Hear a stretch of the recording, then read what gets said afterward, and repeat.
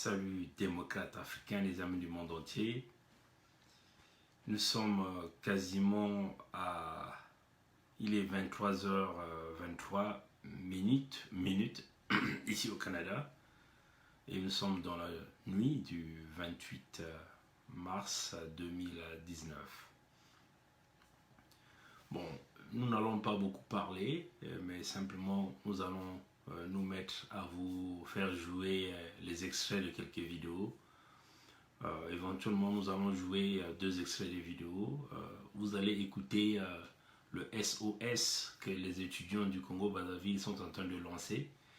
Ce sont des étudiants congolais qui ont été envoyés à Cuba pour des études, devenir des médecins, des techniciens de la santé, ainsi de suite, mais ils ont été simplement abandonnés.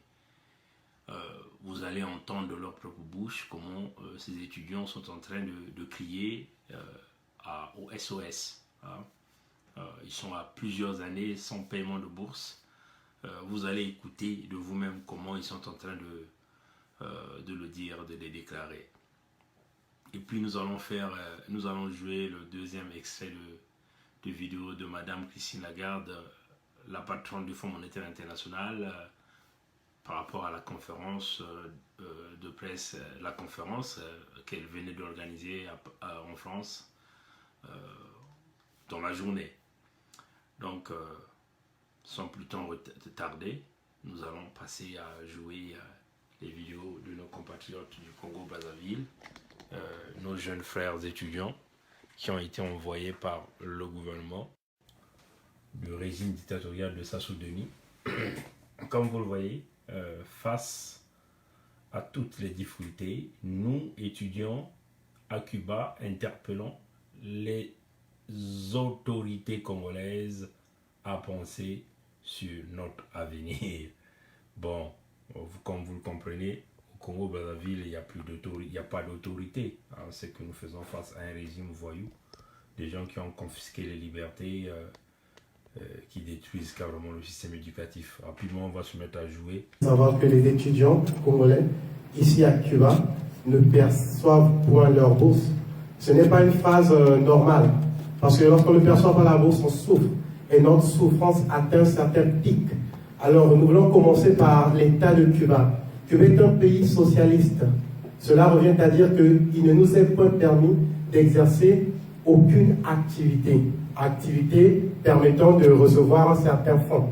Alors nous vivons par la foi, mais la foi est spirituelle. Au projet du président de la République, mais le président ainsi que le gouvernement nous ont déçus. Je crois que nous ne sommes pas ici pour mâcher les mots, alors je parle clairement. Notre bourse serait de 450 €, et c'est aussi la monnaie d'ici, après 3 mois. Mais cela fait 27 mois, les 3 générations mélangées, que nous ne percevons point la bourse. Et je crois que le gouvernement ne nous paye pas parce qu'il nous traite de lâches, parce que nous ne réagissons pas. Étant intellectuels, nous n'allons casser rien. Nous allons attaquer le gouvernement d'un point de vue intellectuel. Nous allons refléter le génotype de notre intellectualisme. Alors, il est de dire au gouvernement que les conditions de vie ici sont très compliquées. Nous ne mangeons presque pas bien. En gros, si on se demande comment sont les facteurs génétiques, le transport est très pénible. Nous prenons des transports en commun et il y a des moments où les étudiants n'ont pas de quoi payer le transport. Et on se demande que faire. Oui, le gouvernement nous parle de l'agence UBA qui permet à ce que les étudiants perçoivent leur argent. Mais à un certain moment, on doit cesser d'être chef de gouvernement, on doit être parent de son peuple. Comment est-ce qu'un enfant qui a perdu son père et sa mère peut survivre ici à Cuba sans bourse? Ça, c'est sorcier. C'est sorcier, il faut le... Le problème n'est pas à Cuba, le problème est à Brazza. C'est un système politique. Mais nous ne sommes pas venus pour la politique. On a cru au ministre, on a cru au gouvernement. On est déçus. C'est la nationalité la plus déchue ici à Cuba. Et je bénis Dieu que je suis tombé amoureux d'une Congolaise, car les étrangères nous refusent déjà. On n'a pas de sens. Vert, jaune, rouge n'a plus de valeur. Mais on ne va pas se laisser faire. Le drapeau est en face. On va relever les couleurs. Nous n'allons pas permettre que le gouvernement qui n'est point éternel fasse de nous des moins que rien. Nous sommes Congolais. Cette unité ne fait que commencer.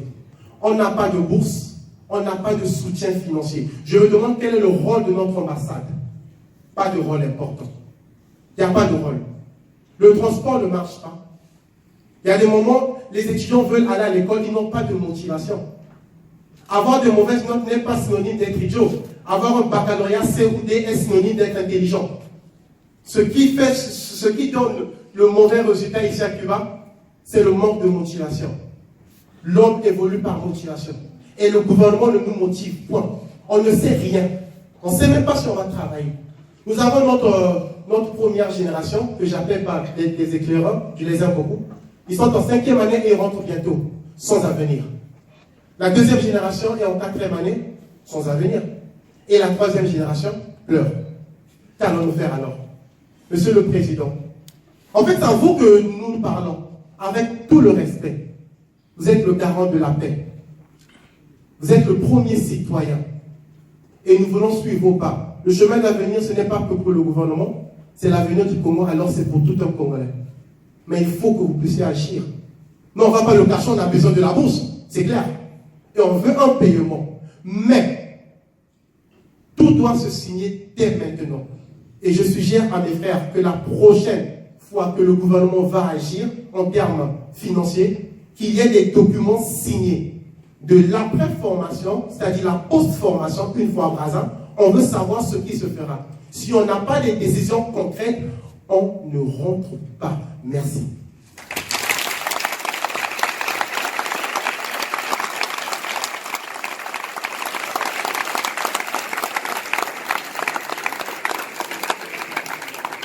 Merci.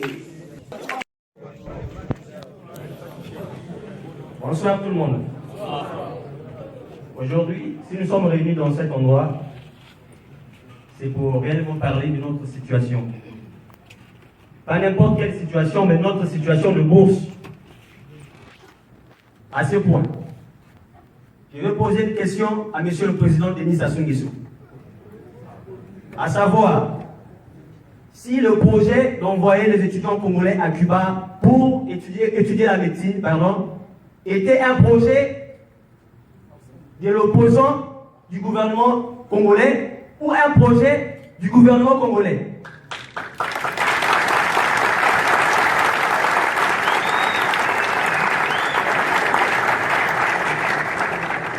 Car, à ce sujet, si réellement c'était un projet du gouvernement congolais, le gouvernement congolais n'allait pas nous maltraiter jusqu'à ce point. Parce que, si je me rappelle bien, il y a un adage, le père Mandela dit que l'éducation est l'arme la plus puissante pour changer le monde. Mes chers collègues, je vais comprendre que le gouvernement congolais va utiliser cette arme pour détruire le Congo.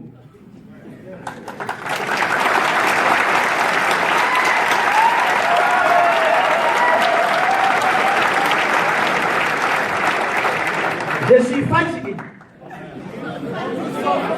Je suis fatigué. Et nous sommes fatigués.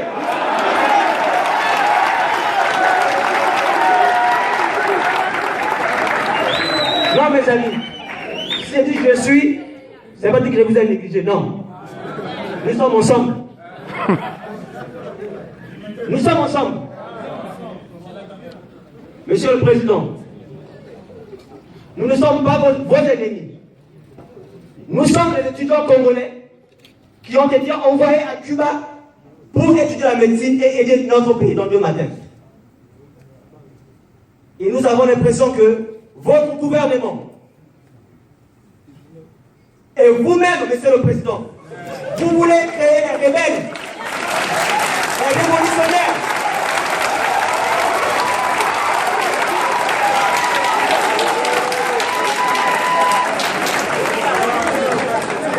Vous voulez créer les rebelles, les médecins rebelles.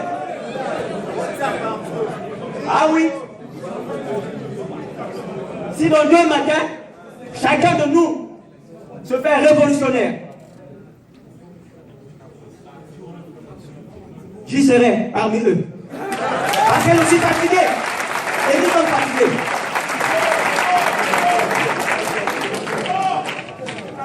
Et je pense que parmi les étudiants qui se trouvent à Cuba, il n'y a pas vos enfants ici.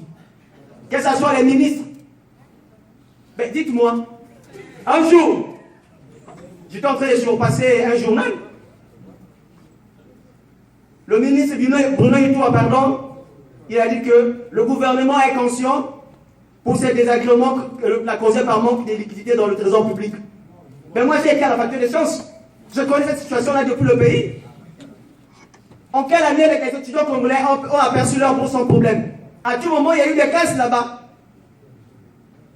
On a toujours lutté pour notre bourse. Mais pourquoi comme ça?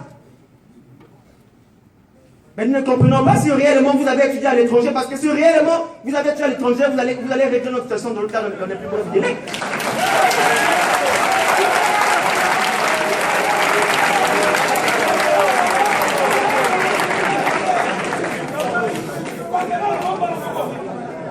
L'étudiant congolais est l'étudiant le plus démuni, le plus honteux dans le monde entier. Ah ben oui.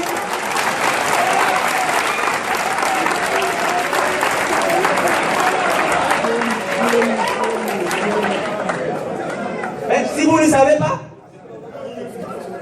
vous êtes entouré des menteurs, des bandits.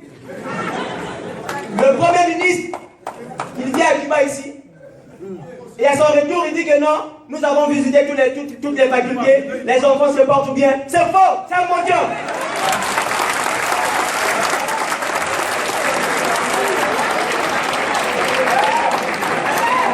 Ils n'ont eu à visiter qu'une seule faculté, qui s'appelle Elam.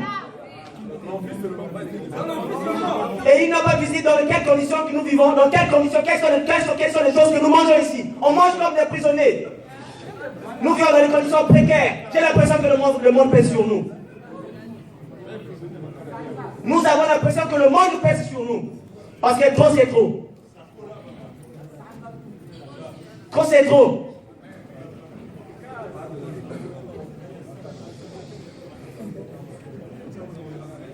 Franchement, je n'arrive pas à parler parce que ça me dépasse. Ça me dépasse.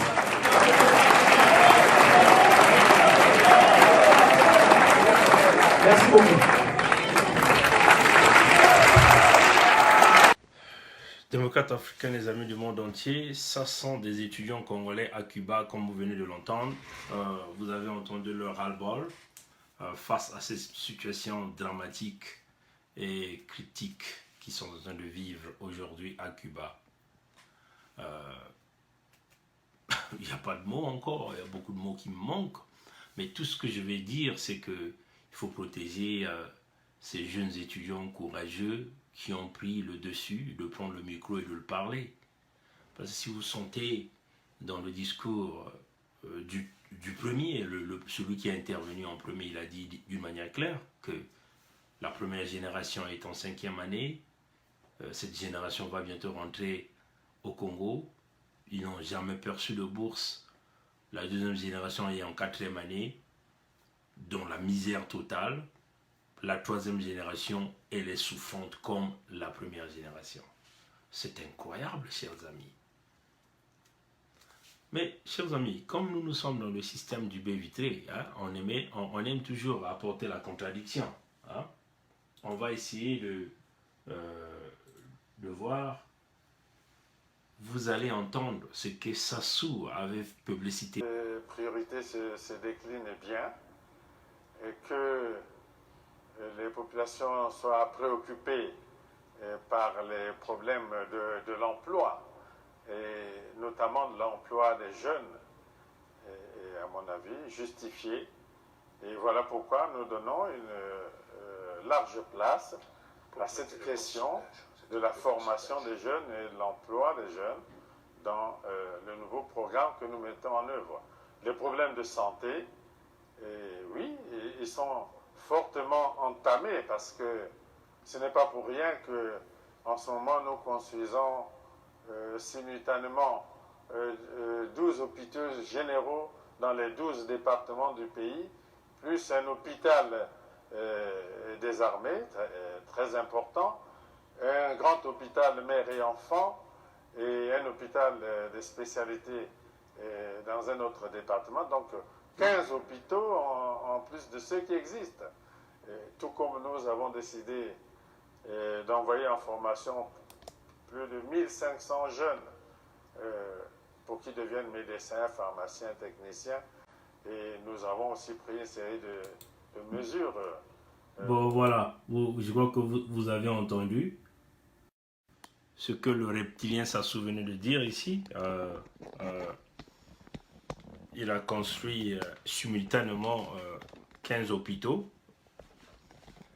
plus un hôpital des armées, hôpital mère-enfant, hôpital spécialisé. Et il a envoyé 1500 jeunes en formation pour devenir médecins, techniciens de laboratoire, pharmaciens, ainsi de suite.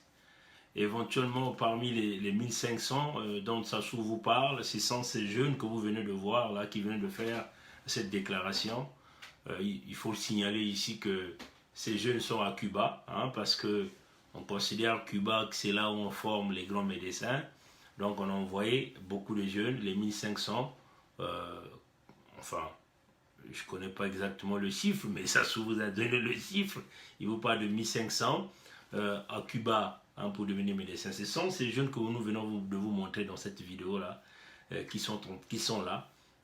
On les a envoyés souffrir parce qu'il n'y a pas de bourse, vous avez entendu ce qu'ils sont en train de dire.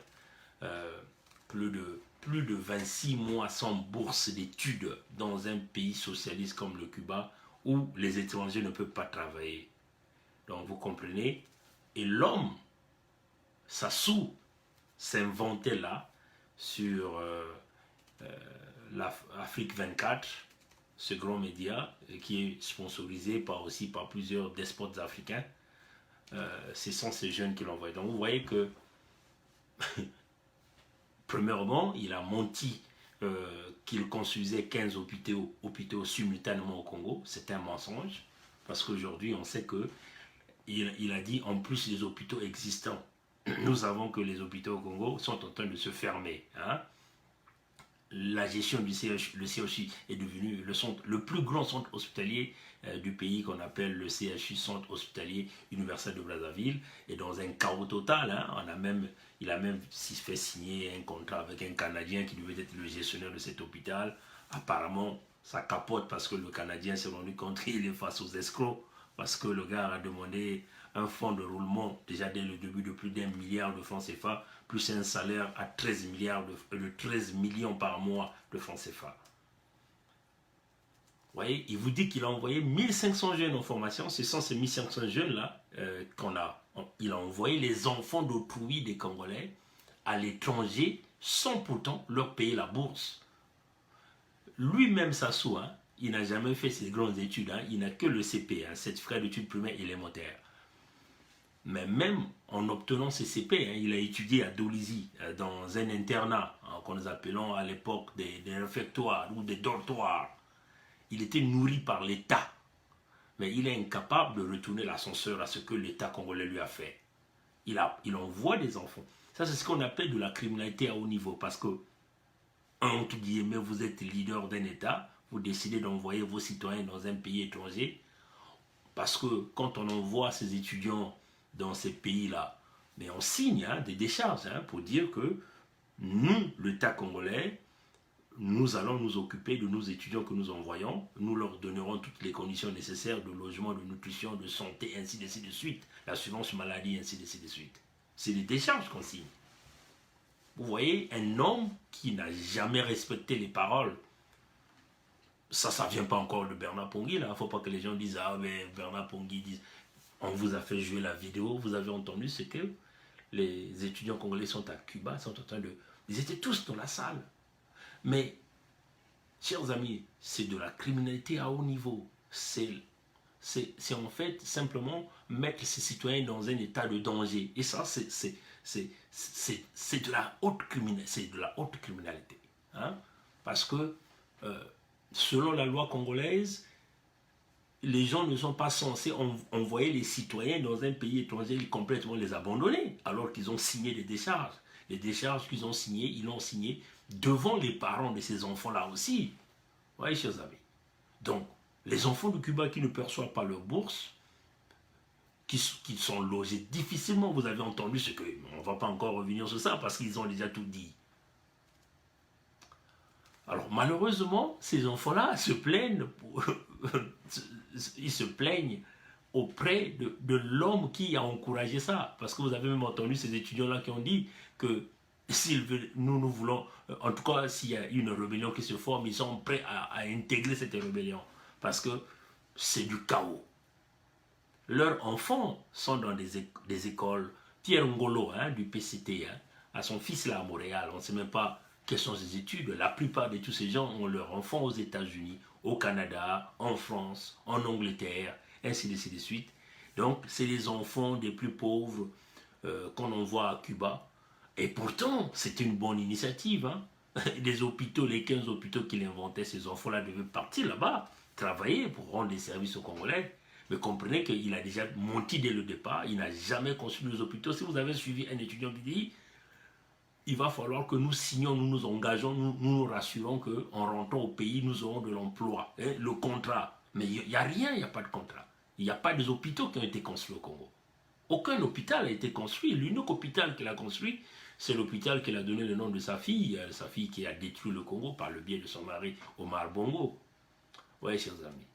Donc, c'est gravissime ce que nous sommes en train de voir. Et cette situation des étudiants congolais, comme vous avez entendu que l'étudiant congolais du Congo-Brazzaville, c'est comme on dit, c'est au plus bas de l'échelle, à tout le pays. Vous voyez, ce n'est pas seulement à Cuba. En Ukraine, c'est la même chose. Au Maroc, c'est la même chose. En Tunisie, vous voyez, le fils Sassou a fait la même chose.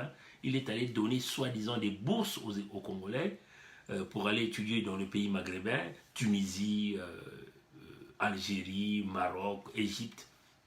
Là aussi, c'est la même situation. On envoie des enfants de jouer dans la gueule de loup, on ne paye pas les bourses, les filles se prostituent et les hommes, on ne sait pas comment ils font pour vivre. Il faut le dire que là encore, là, c'est le courage. Mais ce qui est à craindre, c'est que ces leaders-là, ces jeunes-là qui se sont élevés à l'étape de l'esprit. Vous voyez, chers amis, ça c'est le comportement que j'ai aimé, de ces deux jeunes qui ont plus le courage, parce qu'ils savent que quand tu parles au régime Sassou, tu es un homme mort. Mais ces jeunes-là, vous voyez, la souffrance les a poussés à s'élever à l'étape de l'esprit. C'est ce que nous demandons à tous les jeunes du Congo-Brazzaville, de se lever à l'étape de l'esprit, de laisser de côté de la peur, parce que toute cette vieille classe politique est en train d'abîmer et de détruire la jeunesse congolaise. Vous voyez que des gens qui se décident d'envoyer des enfants d'autrui pour aller étudier, mais à la fin, ils sont abandonnés, et à la fin, ces jeunes-là risqueront même de repartir au Congo sans diplôme, parce qu'ils n'ont pas eu de l'argent qui devait leur soutenir moralement, financièrement, s'acheter du matériel, s'acheter des cahiers, des bics, des stylos, si vous voulez, des blouses, des équipements de médecins, parce que c'est pas gratuit, tout est payant, même ici au Canada, on ne distribue pas quand tu es dans le domaine médical, tu dois avoir ton propre matériel, c'est cela la réalité. C'est comme un peu ton livre que tu achètes. Vous voyez tous ces tas de livres que nous achetons, et ça c'est pas l'école qui vous le donne, il faut l'acheter de vous-même, vous voyez chers amis. Mais un ventre affamé, comment un ventre affamé va étudier? Parce que ces études-là, c'est des études poussées, chers amis. C'est pas de la blague. En plus, encore, ceux qui sont allés faire l'anatomie pour chercher à comprendre le corps humain. Comment voulez-vous former des médecins dans la famine? C'est pas possible. Comment voulez-vous former des techniciens de laboratoire, des pharmaciens, des gens qui sont sur la première ligne pour traiter les humains, mais dans la souffrance? Comment ils vont se concentrer? Ils ne peuvent pas. Donc, je vous avais dit que les projets d'avenir, des projets de société de Sassou, c'était des projets de la destruction complète du Congo sur tous les plans. Donc vous voyez qu'on détruit le Congo dans tous les niveaux. On prend les enfants du Congo, on les envoie à l'extérieur, on ne leur paye pas la bourse. C'est une destruction, c'est une planification qui est déjà là. Vous voyez, chers amis. Donc, ces jeunes qui se sont élevés à l'étape de l'esprit, ils savent que ils seront exécutés, ils le savent. Voilà pourquoi nous demandons à ces jeunes-là de ne pas déjà rentrer au Congo. Qu'est-ce qu'ils iront foutre au Congo? Qu'ils cherchent déjà des autres pays où ils vont chercher à aller se réfugier parce qu'ils n'ont plus le courage, ils se sont sacrifiés pour les autres. Et les autres jeunes sont en repli. C'est ça aussi que nous voyons au Congo.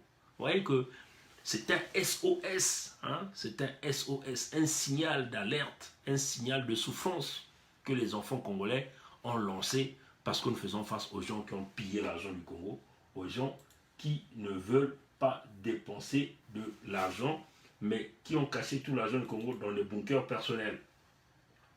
Voilà, donc on va essayer de passer à une autre section. Je crois que nous avons déjà fait une première partie de cette intervention-là tout à l'heure par un petit direct de quelques minutes. Mais là, nous allons vous faire jouer l'extrait de la vidéo parce que comme nous sommes dans le système du baie vitré, il faut montrer les preuves, il faut montrer les sources.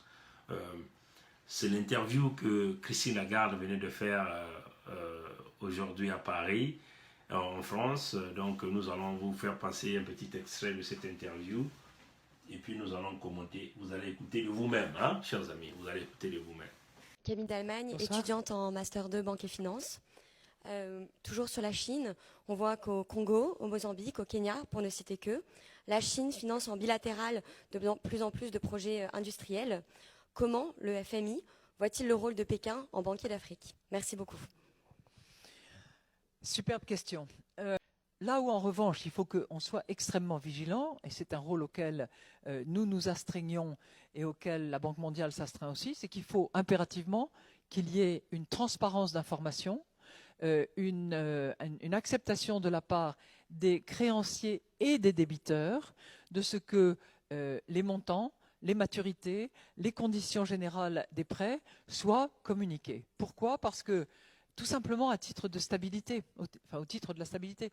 Parce que le jour où certains de ces pays se trouvent en difficulté, il faut aller mettre le nez dans les passifs, il faut regarder de quoi ils sont constitués, il faut savoir qui sont les créanciers, et quand on a besoin de faire un plan de restructuration de la dette d'un pays, il faut qu'on sache de quoi on parle. Or aujourd'hui, la Chine notamment n'est pas présente au Club de Paris, ne se soumet pas aux obligations que les membres du Club de Paris respectent, et par conséquent, ça rend la restructuration des dettes de pays très compliquée, d'autant plus qu'on a eu quand même une prolifération de souscriptions d'emprunts obligataires par les États africains, notamment ceux que vous mentionniez, qui ont été souscrites de manière générale et très vaste. Donc on a aujourd'hui, on est en présence, contrairement à ce qu'on a eu il y a 20 ans quand on a fait le plan de rééchelonnement et d'abandon de dettes pour les pays en développement, on a une espèce de forêt de créanciers dans laquelle il va falloir, et il faut parfois se dépatouiller avec difficulté. Donc c'est pour ça que nous, on est très très attentifs à cela,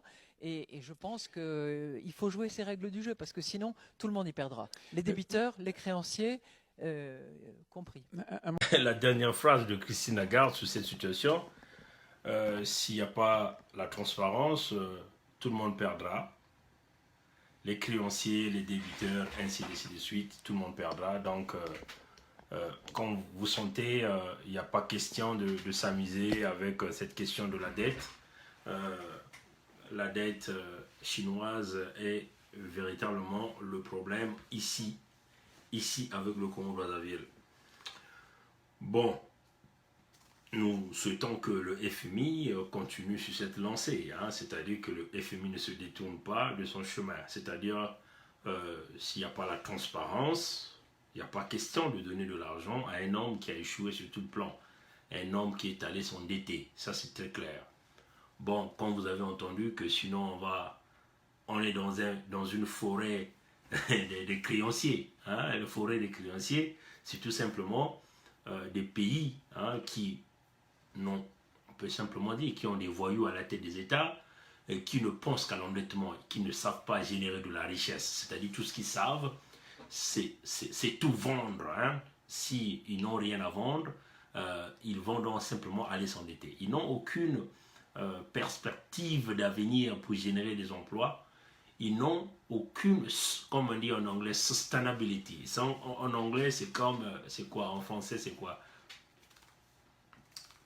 On peut dire, moi j'ai l'habitude d'appeler l'endurance financière. Hein? L'endurance financière. Il faut être solide financièrement. Pour être solide financièrement, un pays doit produire. Mais vous voyez, chers amis, le FMI le dit toujours, c'est-à-dire que le FMI encourage les pays à chercher des créanciers, à chercher des investisseurs, en réalité, des investisseurs. Or, un investisseur pour venir dans cet état, dans votre pays, l'investisseur doit regarder tous les paramètres la première des choses que l'investisseur voit, c'est la transparence de votre État. Hein, la transparence. Si vous êtes un pays transparent, le FMI va donc regarder les notions d'éthique. Hein, d'éthique. Hein, vous voyez, ça revient encore. Hein, j'ai l'habitude de vous parler de cette affaire d'éthique là. L'éthique est très importante en entreprise.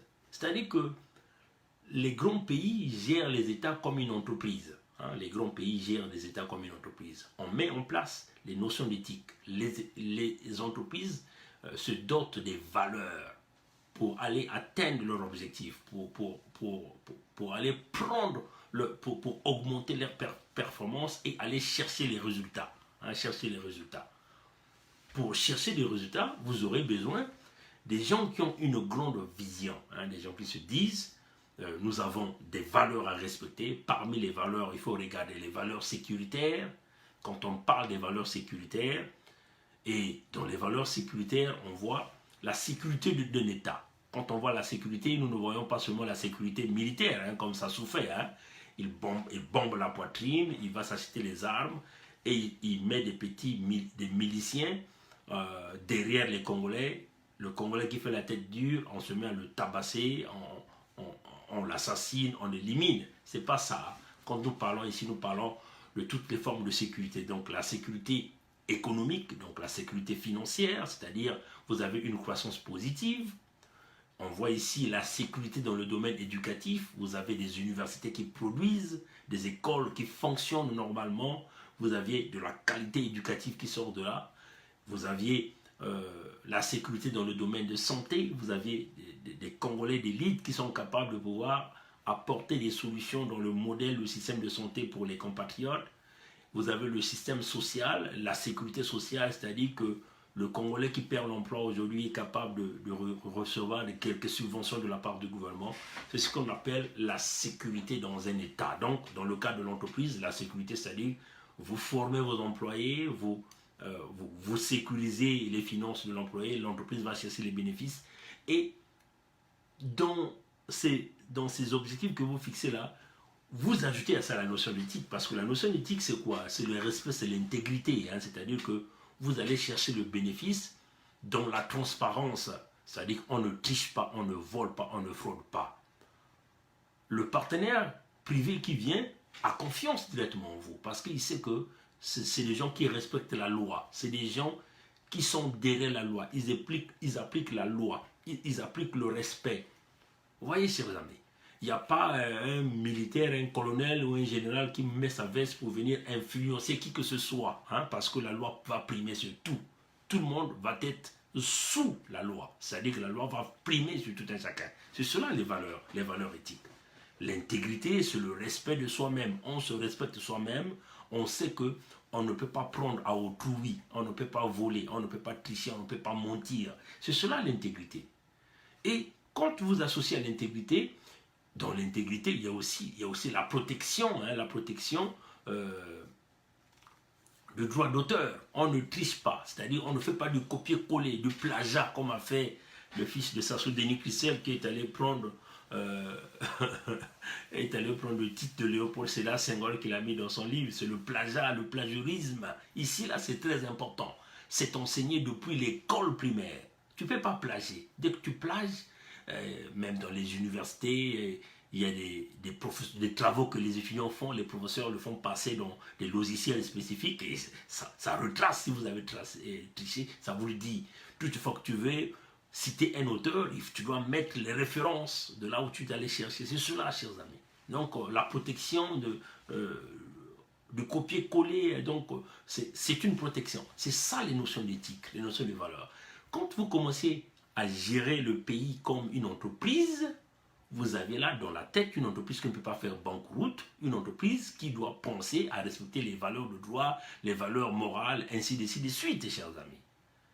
Et en ce moment-là, l'entreprise cherche les bénéfices. Comment on cherche les bénéfices? Il faut préparer les performances. Les performances, ça se passe par la première ressource d'une entreprise, c'est quoi? Ce sont des employés de cette entreprise qui représentent les premières ressources de l'entreprise.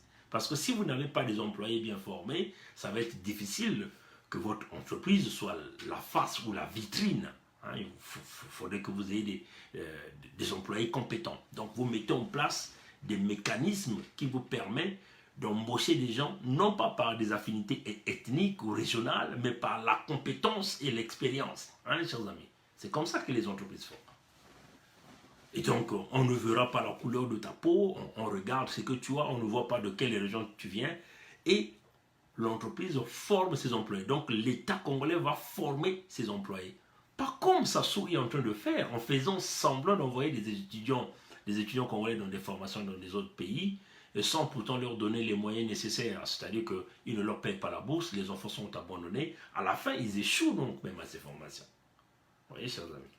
Et c'est cette façon qu'on évolue. Mais, si vous voyez ce que Mme Christine Lagarde venait d'expliquer, toutes ces notions que nous venons d'expliquer, ça ne se retrouve pas dans les bonobos d'Oyokratie ou du Sassoulande, dans les bonobos d'Oyo, d'Edou, dans toute cette racaille mochi. Ça n'existe pas, chers amis. Ils utilisent les muscles, les bombes, les muscles, les armes. C'est leur façon de régner. Et ça ne peut pas continuer comme ça là. Les créanciers, qu'est-ce qu'un créancier? Un créancier, c'est celui qui étudie votre système, qui dit, bon, je vais vous aider en vous donnant de l'argent. Mais ce n'est pas de l'argent qu'il vous donne. Il vous le donne avec un taux d'intérêt que vous allez rembourser après un certain délai. Mais si vous ne remboursez pas cet argent dans ce délai-là, le créancier va bloquer son argent dans votre pays. Donc, en ce moment-là, le créancier ne va pas recevoir son retour sur l'investissement. Hein, chers amis, c'est ce que nous appelons. Donc, le créancier qui donne son argent en espérant recevoir de l'argent dans un délai qu'il ne le reçoit pas parce que vous êtes incapable de payer. Vous avez fait défaut de paiement. Pour les créanciers, ça leur donne la colère. Prochaine fois, quand tu auras envie d'aller encore s'endetter, en ce moment-là, on va vouloir te donner de l'argent à un taux d'intérêt très élevé parce qu'on sait que toi, tu n'es pas crédible quand il s'agit de payer ta dette. Et là encore, ce n'est pas tous les créanciers qui vont maintenant accepter de le faire. Voilà pourquoi vous voyez, Sassou maintenant passe par des circuits flous.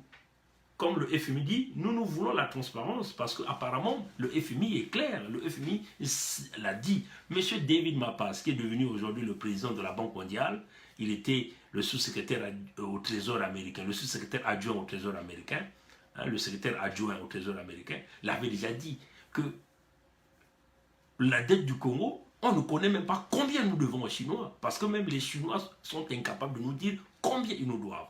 Parce que ce sont des individus du régime Sassou, individuellement partis s'endetter au nom du peuple congolais. Ils ont pris de l'argent cash et ils ont encore pris d'autres dettes sous forme d'infrastructures, des constructions sur du sable que vous êtes en train de voir aujourd'hui. Et donc tout ça, rien n'est écrit dans les livres, dans les cahiers comptables. Rien n'est écrit. Le FMI dit, mais sur quelle base on va vous donner de l'argent? Vous voyez?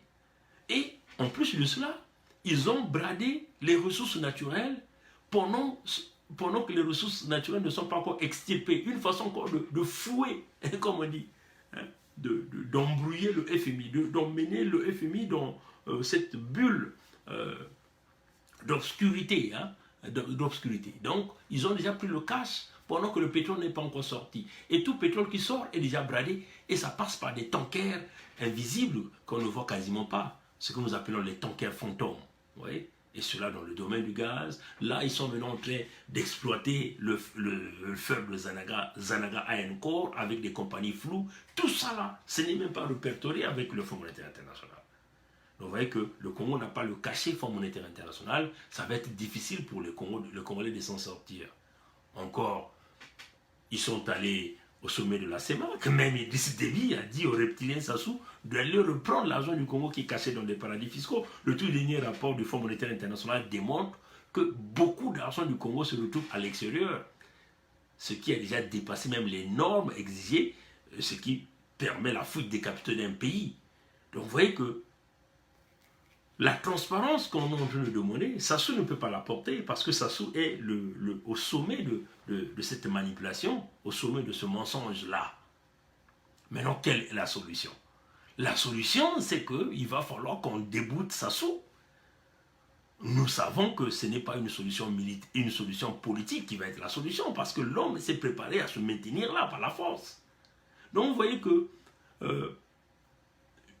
si c'était seulement le réseau de la France-Afrique, vous voyez que ça soit utilisé tous les calibres de la France-Afrique, les Strauss-Kahn, les Pigas, ils sont nombreux qui se font la route d'Oyo, mais le FMI a toujours dit non, parce qu'il y a des créanciers américains qui disent cette fois-ci, ça ne va plus passer. Vous vous souvenez, Madame Lagarde a dit qu'ils ne sont plus au temps d'effacer les dettes des pays les plus pauvres. Là. Ça, c'est fini, là, ça ne va plus arriver. Là. Maintenant, la situation du Congo, c'est que vous avez un homme qui a tout volé, une famille qui a tout volé, un système qui a tout volé, et c'est le peuple qui est en train de subir. Est-ce que nous allons continuer à demeurer dans cette position parce qu'il y a quelques amis qui veulent protéger un ami, qui veut protéger un clan, qui veut protéger un système? Non, à un certain point, il va falloir que la bulle s'explose. La bulle, que vous voyez déjà, soit c'est le peuple qui va anticiper l'explosion de la bulle, notamment par exemple par les étudiants que nous venons de montrer tout à l'heure, et que le ras-le-bol devient général dans tout le pays, et que tout le monde se met dans la rue. Nous savons que ça va se mettre là, tirer sur les gens à balles réelles, mais néanmoins, le peuple, une révolution, doit forcément se faire pour faire partie Sassou. Ça, c'est le premier cas. Maintenant, le deuxième cas, c'est que les créanciers qui sont aujourd'hui, qui ont aujourd'hui leur argent bloqué par le Congo, ceux-là qui veulent faire les affaires avec le Congo aujourd'hui sont bloqués parce que vous avez un homme qui fonctionne, dans le système mafieux qui a bloqué le pays. Il va falloir que nous travaillions la main dans la main avec les créanciers pour simplement déboulonner Sassou Nguesso d'une manière militaire. Pour le faire, nous demandons qu'il y ait l'arrivée des casques bleus pour pacifier le pays, pour désarmer Sassou Nguesso, parce que Sassou Nguesso est hyper armé dans son village là-bas, il a plein de miliciens. Donc, il faut qu'il y ait une résolution, au moins, la résolution des Nations Unies sera une résolution qui permettrait à tous les pays membres de soutenir la pacification du Congo-Brazzaville. On a réussi de pacifier en République démocratique du Congo. Nous voulons aussi que ça puisse se pacifier parce que les populations du Congo ne peuvent pas continuer à rester des prisonniers d'un homme, d'un système, d'une famille, d'un clan. Nous pensons que nous pouvons travailler la main dans la main avec les créanciers pour pousser Sassou à la sortie. La seule façon de pousser Sassou à la sortie, il faut le désarmer. Il faut désarmer Sassou. Donc, voilà pourquoi nous parlons de l'équilibre de force militaire ou d'un downforce supervisé par la coalition internationale qui viendra donc pour aider les populations du Congo-Brazzaville pour pacifier le pays. Sinon, si on ne le fait pas, nous allons voir les cas des étudiants congolais, comme venons de montrer, se répertorier partout. Déjà là, c'est le cas. Et nous allons nous retrouver dans un pays qui va se fractionner parce que forcément, nous nous dirigeons vers une guerre civile au Congo. Si la communauté internationale n'intervient pas pour mettre fin à cette cacophonie pilotée par le reptilien Sassou. Voilà. Il est minuit 18, donc on vous souhaite une bonne journée pour ceux qui sont du côté d'Afrique, côté de l'Europe. Et bonne nuit à ceux qui sont en Amérique du Nord. Que Dieu nous garde, que Dieu nous bénisse. Encore courage aux étudiants congolais, aux courageux qui ont pris le micro. Nous savons que leurs vies seront menacées. Nous demandons au peuple congolais à les soutenir, à trouver des voies et moyens pour aider ses frères qui ont parlé avec un cœur sincère pour dénoncer avec la plus grande énergie l'État congolais qui s'est démissionné, qui a envoyé les enfants dans des pays loin, mais qui n'arrivent pas à payer leur bourse. Que Dieu nous garde, que Dieu nous bénisse. Merci. Passez de bonne nuit. Au revoir.